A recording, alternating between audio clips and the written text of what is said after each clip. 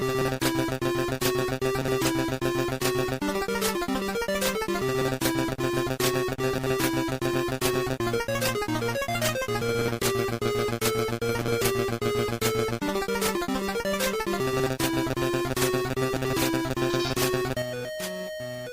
everybody. Welcome to the first episode of our new little podcast. My name's Brandon. I'm Johnny. Ryan. And Steven. Don't be shy now. Don't be shy now. This is the first episode of our new little podcast. We have entitled the Slamburger and French Fries podcast, just because it sounded fun. Yeah. It's not 2, 3, 4. No, not 2, 3, 4. Not the 2, 3, 4 podcast. So how I got to 2, 3, 4 was Johnny texted me. He's like, "Hey, you want to be part of a podcast? Be 2, 3, 4 guys sitting around." I was like, "Yeah, I'll be part of 2, 3, 4." And then he never responded, so I don't know. Johnny, I like that name. Leave comments. Which name do you like more? Well, we decided it's our average weight between the four of us, and you help. And you're the one that brings it down. Oh, okay. Yeah, we're a little bit heavier than 205. Glad I can do my part. There we go. So we are 4 friends from the Quad Cities area, Iowa, Illinois, avid wrestling fans. Some of us, besides myself, still wrestle in a company that we will leave the name out of until Steven says it. Why? Because you're the Just guy. because I'm the king of Scott County? Yes. Oh, your name Twitter is in it. handle. There we go. You can find Steven on Twitter at King of SCW. Then we've got Ryan, who wrestles in a weird pronunciation of Kevin. Yeah. It's French. I call it Nevin. Got it. Nevin Knoxville. Yeah. He is the 6'10" luchador. Right. No, he doesn't play basketball. Yes, the weather is fine up there. Leave him alone. Thank you. He was a stunt double for Groot. He is Groot. I am Groot. I thought we said no cussing. Hey! Ah! Yeah. Get it? It's a Groot. Smurf. It's a Smurf. I didn't say it. Can't talk like that. Groot is a Smurfism. No, you guys didn't catch the inflection there. It's I am Groot. I am Groot. All right, so you got Ryan on Twitter at Nevin Knoxville. Go check him out. You're also on Twitter at Ryan. What was the other one? I don't remember right now. I'll let you know in the next episode. At Tapistall? Yeah, that sounds right. Sure. There we go. With it. And then we've got Johnny Wisdom. Yes. Okay, I got that right. Perfect. He's on Johnny Twitter Wisdom 8. Nice The to number meet you. 8. at Johnny Wisdom 8. Or on at the Twitter. real Duke Jenkins. Real spit REEL. Yeah. If you would like to get to know us a little bit more than just the podcast, go check us out on the Twitter sphere. You don't want to know Johnny Wisdom 7 through 1. No. 8 is the one you want. Yeah. Right. 8 is where they got the formula. Somewhat right. They really stuck to it. They're like, secret sauce. This is the one that I'm the one they spit in a bunch. Oh, God. That's called snowballing, sir. Whoa! There's a term. Isn't that a curse? That's it. That's the name of the recording device. It says it on the name. I see it. Snowball. No. All right. No, that's blue, bro. The backside of Look it. at the back Johnny of it. Reed. Oh, there it is. You know read good. I know I don't read good. 1 through 7 Fine. do, though. That's how they got. That's how where they got the me right. formula. That's what they're like. These ones read too much. They left out the spelling capability and reading well. They alleviated some of the memory problems. Yeah. It's reading by good. by taking out the. Shut the fuck. All right, so just so you guys know, I think my 2 minutes and 21 seconds wins. so before we started recording, we established a rule that we're gonna try and keep this podcast PG-13. We might throw an ass or one of those. You gonna throw that ass? in a circle. We might throw one of the less bad curse words out there, but we're going to try for the most part to keep it PG-13. But we should have put money on the fact that Johnny would be the first one to almost slip up. He's a couple Bud Lights into this mess. But I feel like me and Steven would have owed you some money. Yeah, So I I'm would. I glad we definitely did- won that. I'm glad we didn't didn't. cuss though.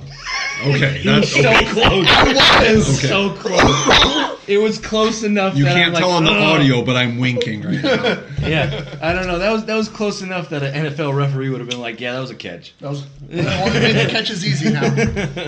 Last season it wasn't though. No, exactly. All right. All right, so We are here because we like talking about wrestling. Yay! The old wrestling. Yay! Yeah, there it is. That was less excited than I was ready for. How many fingers? 8 fingers. Nobody gets that reference. No one does. Nobody. But this tape, that's fine. We can have inside jokes. Jesus, leave me alone. He's gonna cuss again. I know it. No, we're not. So, okay.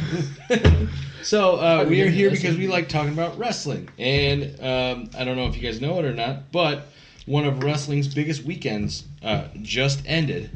Or we are at the precipice of the end with the Raw after WrestleMania being SmackDown tonight. too. And that Raw is always the best after Mania. Exactly. Yeah. That's Exactly. where Dolph So Ziggler why are we cashed doing in. this? Excited crowd. we're leaving some time to We figured roll into it and skip through the What better commercials. way to start this idea that, myself and Brandon have talked about over the years and a lot more recently? What better time to start it than after the biggest weekend? Yeah, this is the start of the new season, essentially. It's So, a refresh. and then rather than sitting around the TV and watching Raw right now, this still gives us time to make our predictions. Who we might see, like call-ups or returns, what have you. Yep. So, without further ado, we're going to get to the Saturday, the start of the WrestleMania weekend, which was NXT TakeOver New Orleans. Before we go into that, Narlands. any comments about Narlands. Hall of Fame? Do you guys watch Hall of Fame? I did not. I heard It went super long. Yeah, I heard it went like an hour and a half over. Ivory was drunk. Really? No way. That speech was like an old drunk 48-year-old woman, like Ivory is. It reminded me of my aunt. Her wedding. Yeah. Facts. So many inside jokes and everything, Yeah. But I thought, Dudley's had a good speech. Jarrett, Mark Henry, those were so legit. Those guys love the business so much. Yeah. And it's good to see, especially with Jarrett, who would have ever thought he'd be in the Hall of Fame with the history of owning Impact and Absolutely. and especially with Karen Angle or Karen Jarrett. But, there's so much that could prevent him from being in there. So it's cool to see that he got the recognition that he deserved. Yeah. And then one more thing. You're good. The mention by Jarrett and Henry about Owen Hart. And China. And China was announced numerous China times too, either. yeah. Yeah. But the fact that, Henry called out to Martha Hart and said, look, Owen has to be here. That was just very heartfelt, very tugged on the heartstrings for sure. Yeah, absolutely. Well, I mean, we all grew up watching these guys wrestle, and Owen Hart was a big part of that, especially for the mid-sized guys. He wasn't the biggest, but damn it, could he wrestle? Yeah. Never got the rub that he deserved, too. Yeah, in the long absolutely. So, and up to this point, it definitely seems that everybody knows about the issues with bringing Owen in and stuff like that, but everybody, for the most part, has kept their mouth shut when it comes to TV or what have you. Yep. I think it's just one of those things, like, everybody knows the issues. There's no need to beat a dead horse, and that side of the family with Martha has her mind pretty set that, I don't want him there. I think she feels it's their fault that what happened. Yeah. So she still holds that grudge and just different things like that. Yeah. Well, if anything, she may be keeping it as like, this is the last thing that I have of Owen that's mine. Right. If I let that go, I'm letting everybody kind of have a piece of him. Sure. When it's like, you kind of knew what you were getting into coming into the life of a wrestler. You know what I mean? Like, part of you had to accept that as a possibility. Well, it's not just Owen, it's the Hart family. Yeah. She should have definitely known going into it. Yeah, exactly. And let's be honest, if Brett and Vince can reconcile after all of that, Yeah. it's bound to happen, whether it's Brett finally saying, hey, like, do it. Like, what better way to honor him than finally letting this happen when he's one of the ones that everybody wants in. Everybody has like, oh, this person should be there and this person should be there. He's one of those ones like, why isn't he yet? Yeah. And I think it'll finally come to that in the next couple of years, I truly feel. Especially these call-outs actually being on TV and on the Hall of Fame, in the next couple of years, 5 years, whatever it may be, we'll finally get that. Well, I think having the relationship rekindled with Brett and having Natty kind of on WWE's side, but also very much towing that line between family and WWE. Yeah. Vince and the rest of WWE has that nice olive branch over there, like, hey, put in a good word for us. Let her know that we're not the headhunters that she's got in her head. I'm hoping that in I want to say maybe the next 5 years. I could see it in the next 2, honestly. Yeah. Thinking about who's going to be on the ballots, so to speak. Yeah. It depends. I think it depends. Sorry, I think it depends on where it's at. In retro, Right now? Oh. Well, no, where The Mania is location. at. If So, they like, do one in Canada. For example, Bam Bam Bigelow was very rumored to be part of this year's class, and when he didn't get announced, a lot of people were like, oh well, next year's back in New York, New Jersey. Right. What better way? Where better to put him in than where he's legitimately from? Yeah, and So, yeah.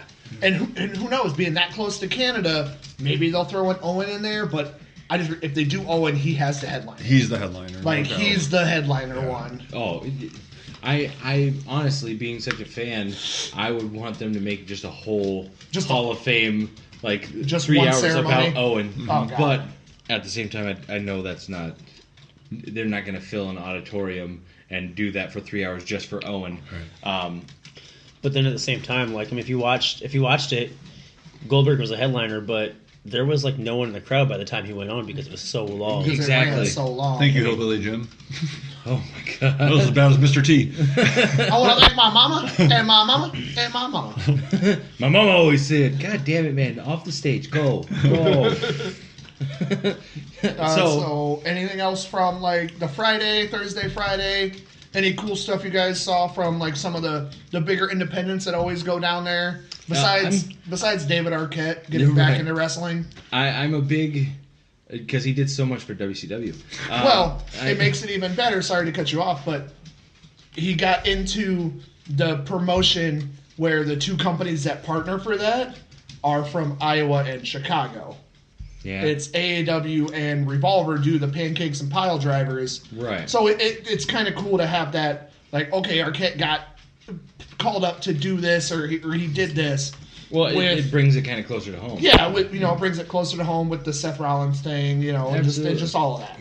Well, I'm a big fan of stand-up comedy. I follow comics on Twitter and Instagram and stuff like that, and I follow Ron Funches. Huge wrestling fan. Yeah, one of the hugest. And Is that even a word? It is now. Most bigly. There you And he actually does. I don't know if he did just a live show or an actual podcast with X-Pac where they talk wrestling. I think he does the 1-2-360 or 1-2-3 X-Pac one. Yeah. Whatever. I apologize for getting it wrong. But anyway, he's a big wrestling fan. He was down in New Orleans, and you'd be hard pressed to see if he was actually at every promotion show, if not just for a little bit, because I saw that he was at NXT TakeOver, but then he also was at ROH Supercard, and he posted a bunch of videos of like Brandy falling from the apron through the table, and a bunch of stuff from the NXT TakeOver matches with Ricochet and all that. So he was there for just about everything. Yeah. So if it wasn't if I wasn't seeing something on the WWE Twitter or one of the wrestlers' Twitter, I could usually count on going to Ron Funch's Instagram and getting like live video. Yeah. But yeah, I had so much fun following everything. It was almost like I was there, and I didn't have to run my big ass anywhere. Yeah. I mean, that's part of it. Like, I reached out to all of you, and that's kind of something I want to do with all four of us is just go to one. Whether we get into Mania or not, just go for like the Thursday, Friday, Saturday, Sunday, just to experience that weekend and have a chance to go to all these shows and see these talents and stuff that we may know about, not know about, and just have that experience because it's the Super Bowl, what we love. Mm-hmm. On top of us enjoying, we're all football fans and sports fans, this is something that we all have done for half or more of our life. Yeah. And Commissioner Sean Morrow was down at New Orleans. I don't think he went to one show, but just like he was saying, to be at that experience would be unreal. Or even just around it. Yeah, exactly. Yeah. Now, quick question that just popped in my head. Out of the weekend, if we went to this weekend, not knowing what matches were there, what match or what show out of the whole weekend would you have most wanted to be at? Would you